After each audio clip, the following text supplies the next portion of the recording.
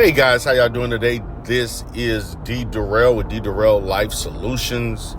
Happy to be here again to converse with you about things as it relates to mental health, psychology, counseling related fields, the behavioral sciences in itself.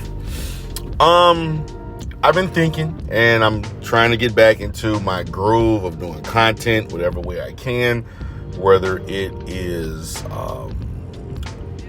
camming up, not camming up, using my phone, cameras, microphones, all that good stuff. And I'm at the point now where I'm like, hey, just doing content is doing content.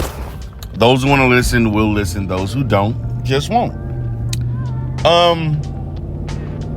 So I am, just kind of happy that I am kind of getting back into that. So for today, I want to talk about people who have constantly been negatively affected by being online as far as their mental health. Their mental health has negatively been affected by being online constantly. And they refuse to let it go. They refuse to log off. They refuse to take a break.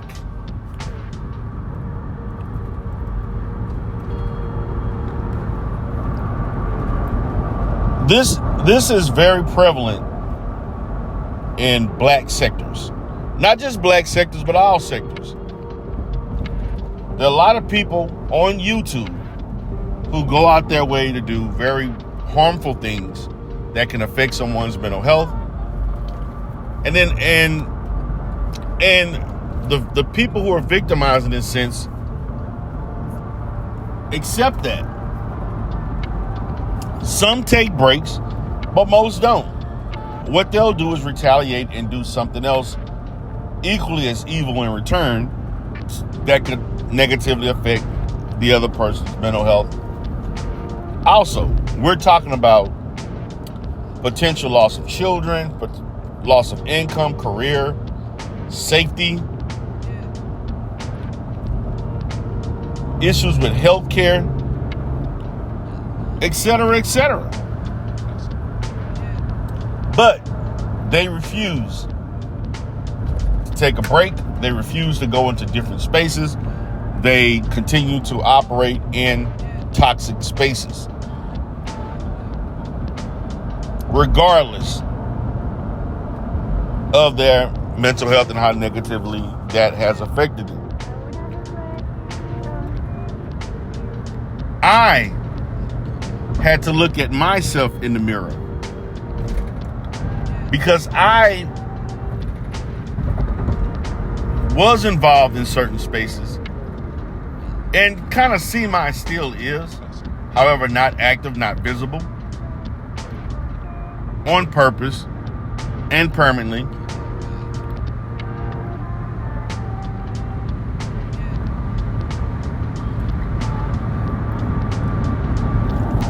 Reflected on 5 years of BS that I was involved in. And although the things that were done against me and things that I did against, well, I can't speak on what I did to other people, but I definitely can look at the things that were done to me did not affect me mentally, psychologically. I was not stressed or depressed or overwhelmed, and had anxiety. But I was turned off at the fact that these things were exposed, things were put out there.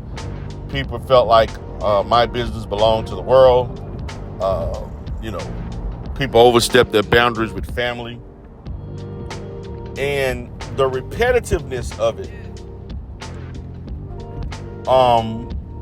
became too much, where it's like, what the hell am I doing?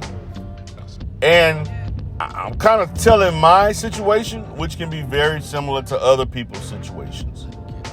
It's okay to take a break, and which I did. I took a break from toxic spaces,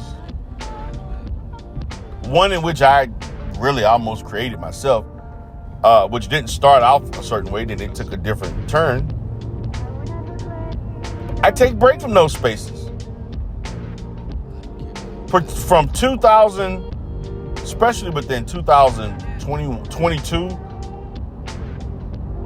23, and then I routinely would take 3-4 days off. I would take a week off. I take a couple of days off. I take a weekend off. Things like that. Sometimes, I would take a month off a couple of times. Just literally took a break. And then I'd come back. And you know what happened when I came back? The cycle began all over again. And also with that, for those who are in toxic spaces, because I do understand, and I want you all to just hear me out, because I can empathize with you. Because it is not easy to create a new routine of doing things when waking up, getting up for work and doing things, listening to YouTube all day while you're working, while you're doing errands, between watching television, listening to music. It becomes part of your day. Interacting with people, you're listening to it. And it's hard to take away from something that is seen as being very entertaining, because it is. But there's a flip side of that. And entertainment shouldn't cause hardship, shouldn't cause pain.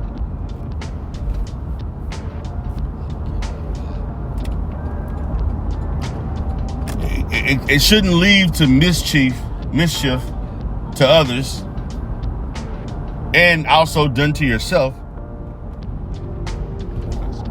Because it's full of mischievous people, literal miscreants.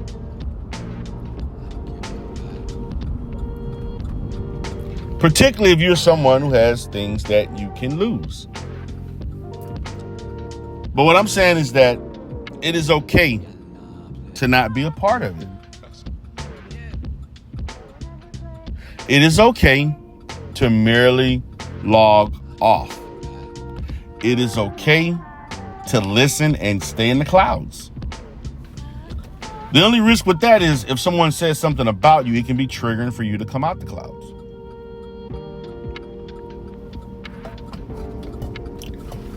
It is also okay to not do videos that you know can trigger more conflict, or get on panels live where you know anything goes when you're on panels.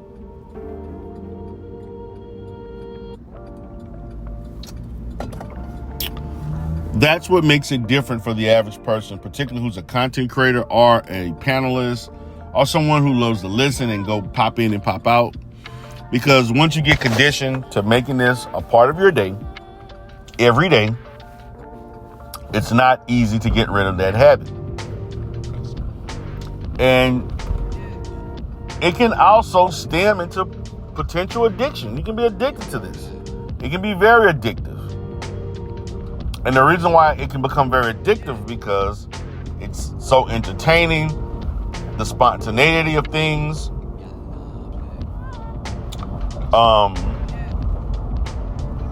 just the craziness, things that you wouldn't expect would happen out of nowhere.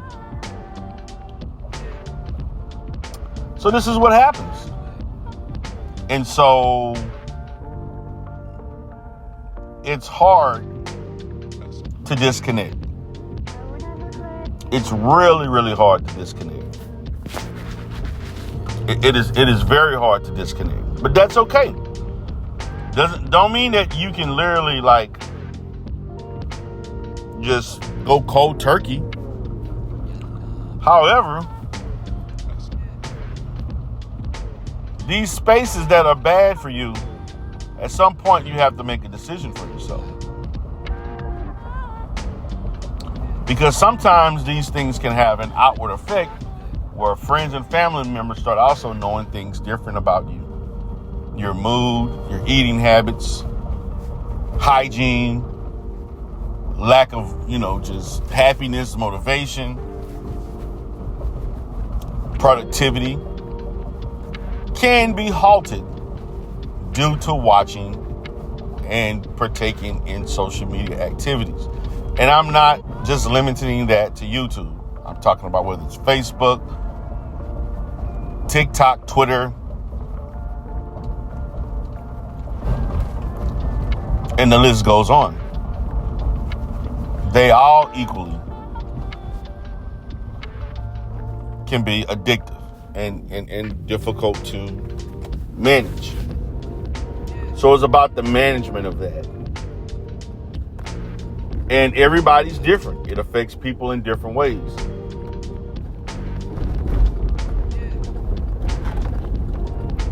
But at the end of the day, you have to make a decision. Should I be in these types of spaces?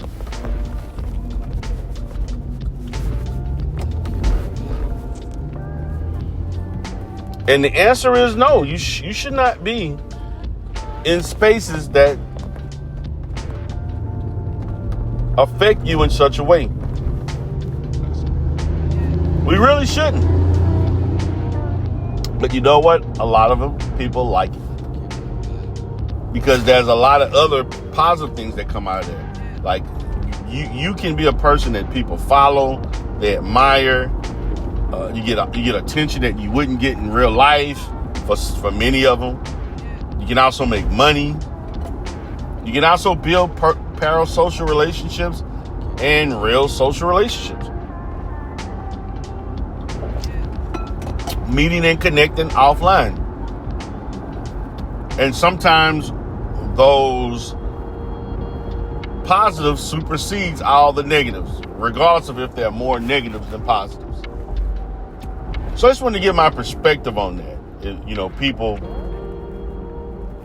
understanding, how this affects your mental health, and should you be in these spaces, navigating those spaces, and then making the decision to no longer be there. So guys, I do appreciate you all for being here today. This is D. Durrell with D. Durrell Life Solutions. I hope you have a great day.